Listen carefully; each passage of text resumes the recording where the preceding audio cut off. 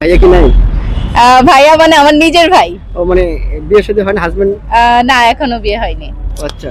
তো বেসিক্যালি দেখা যায় যে মেয়েরা ঘুরতে আসে বেশিরভাগই বয়ফ্রেন্ড বা অন্য একা একা, কিন্তু আজকে পুরো ফ্যামিলি নিয়ে আসছেন, আসলে বিষয়টা একটু বলেন। যে ভাইয়া, এই যে আমি এসেছি এবং মা একটু এদিকে আসো। আমার মা এসছে, আমার এই যে আমরা শাড়ির শুট করতে এসেছি মায়ের সাথে। একই রকম শাড়ি পরে মা মেয়ে ছবি তুলতে এসেছি, এই জন্য। আচ্ছা, আপনার মা মেয়ে? জি। তো বোঝাই তো যায় না। থ্যাংক ইউ ভাই, আমার মায়ের জন্য দোয়া করবেন। আচ্ছা, বলছিলেন শুট কিসের শুট একটু যদি বলতেন। এটা এই যে ড্রেসের শুট, শাড়ির শুট করতে এসেছি এখানে। মানে কোনো প্রমোশন নাকি আসলে কিসের? ভাইয়া, এটা আমার নিজের ব্র্যান্ডেরই প্রমোশন, ড্রেস থেরাপি আমার শপের নাম।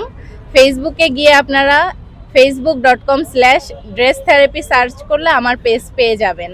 এখানে মডেল অন্য কাউকে পাবেন না, আমার নিজেকেই পাবেন। নিজের শাড়ি, নিজের শপের শাড়ি নিজেই শুট করি। আচ্ছা, আপনি কি করেন বলতো? ভাইয়া, আমি ফিজিওথেরাপিতে ব্যাচেলর করছি, এখনো আমার পড়াশোনা শেষ হয়নি। আমি প্রথমে ডিপ্লোমা করেছি সরকারিভাবে এবং পঙ্গু হসপিটাল থেকে ইন্টার্নি করেছি। এখন আমি psych college of medical science and technology থেকে ব্যাচেলর করছি, শেষ হয়নি এখনো। আচ্ছা, আমরা বর্তমানে দেখি সোশ্যাল মিডিয়ায় মানুষ কিন্তু আসলে টিকটক, ফেসবুক এই নিয়ে অনেকেই আক্রান্ত হয়ে যাচ্ছে। আসলে টিকটক সম্পর্কে আপনি কি বলবেন, এই জিনিসটা আপনি কিভাবে দেখেন? ভাইয়া, টিকটক একটা প্ল্যাটফর্ম, এখান থেকে দ্রুত ভাইরাল হচ্ছে মানুষজন, আমরা সেটাই দেখতে পাচ্ছি। যে কোনো প্ল্যাটফর্ম কিন্তু খারাপ না, এগুলো অবশ্যই ভালো, কিন্তু এটাকে আমাদের সঠিকভাবে ইউটিলাইজ করতে হবে। এখানে আমরা সঠিকভাবে যদি নিজেকে প্রেজেন্টেশন করতে পারি অথবা এটাকে সঠিকভাবে আমরা ইউজ করতে পারি। অনেকেই দেখছি যে এখানে তাদের বিজনেসকে তুলে ধরছে, তাদের বিজনেস উপস্থাপন করছে, যেহেতু এটা দ্রুত ভাইরাল হচ্ছে। অনেক চিকিৎসককে দেখছি যে এখানে তাদের চিকিৎসা সম্পর্কিত তথ্য তুলে ধরছে, যেন জনসাধারণ এই প্ল্যাটফর্ম যেহেতু ইউজ করে তারা, সো দ্যাট এখানে কিন্তু তারা দ্রুত শিখতে পারবে বিষয়গুলো, আরও উপকৃত হবে বলে আমি মনে করছি। যেহেতু ছোট ছোট ভিডিও এখানে ভাইরাল হচ্ছে, সঠিক তথ্য বা ইনফরমেশন আমরা জানতে পারবো। আপনার কাছে ভাইরালের সংখ্যাটা কি? আসলে ভাইরাল বলতে আপনি কি বোঝেন? ভাইরাল বলতে এটাই যে আমরা যাকে চিনতে পাচ্ছি, এত লক্ষ লক্ষ কোটি মানুষের মধ্যে কোনো একটা স্পেসিফিক মানুষকে আমরা দেখলেই চিনতে পাচ্ছি যে অমুক তমুক, এটা আমরা নাম চিনতে পাচ্ছি বা জানতে পাচ্ছি, এটাকেই তো বোঝায়। আচ্ছা, অনেকেই বলে যে টিকটকের কারণে বেশিরভাগে যে আসলে হাজারো সংসার ভেঙে যাচ্ছে। অনেক বয়স্ক মানে পুরুষরা আছে, তারা আসলে অল্প বয়সী মেয়েদের আসক্ত হয়ে যাচ্ছে, আবার অনেক বয়স্ক নারীরা ওই টিকটকের কারণে ছেলেদের প্রতি আসক্ত হয়ে যাচ্ছে। মানে আপনার কাছে কি মনে হয় যে আসলে টিকটকের কারণে পরকীয়া আসলে বেশি বেড়ে গেছে কিনা? ভাইয়া, এই বিষয়ে আসলে কি বলবো, বিতর্কিত কোশ্চেন আমার কাছে মনে হচ্ছে।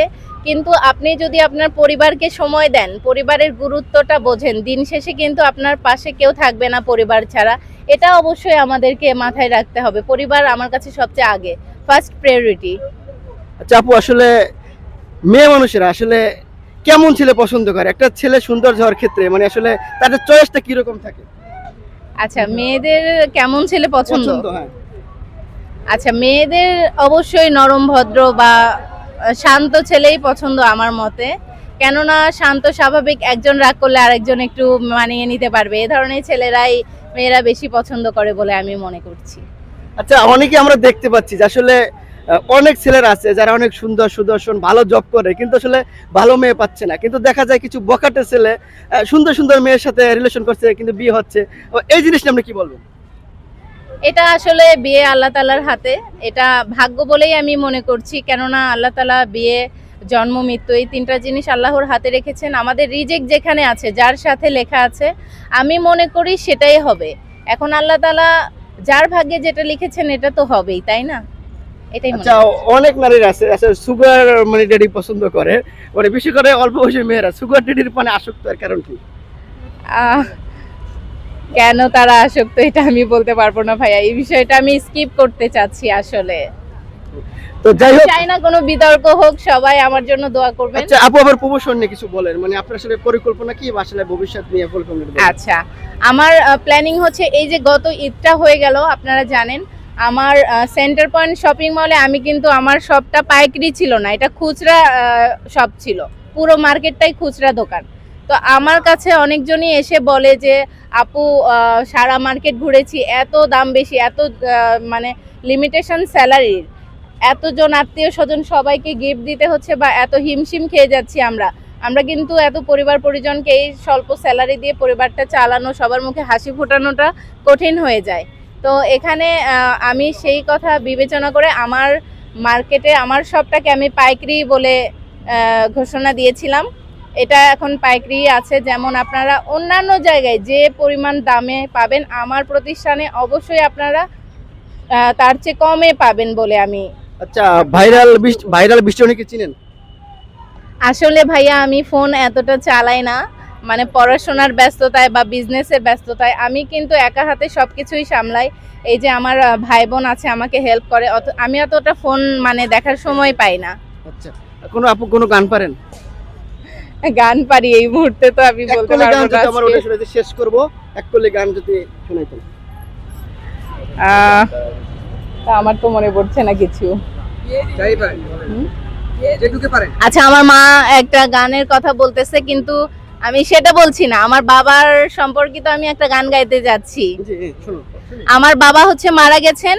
তো আমি আগে স্কুল কলেজে যখন পড়তাম আমার বাবা খুবই ইন্সপায়ার করতেন, মানে এই গানটা সবসময় উনি গাইতে বলতেন, সেই গানটাই আমি গাইতে চাচ্ছি।